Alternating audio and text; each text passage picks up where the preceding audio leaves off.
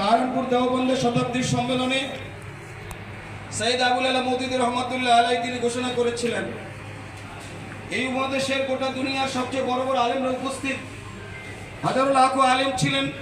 সেই শতাব্দীর সম্মেলনে গোটা দুনিয়া সুদ ভিত্তিক ব্যাংকের ভিত্তিক অর্থনীতির জাতাকলে জাতি আজ নিষ্পেষিত, নির্যাতিত, ঠিক কিনা?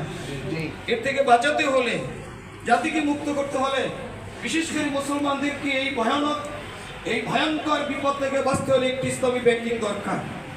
তিনি এই ঘোষণা দেওয়ার পরে এমন কোনো সাড়া তিনি পাননি, হয়তোবা তারা এই সাহস করেননি এত বড় প্রজেক্টে হাত দেওয়ার জন্য, এত বড় একটা প্রকল্প চালু করার জন্য।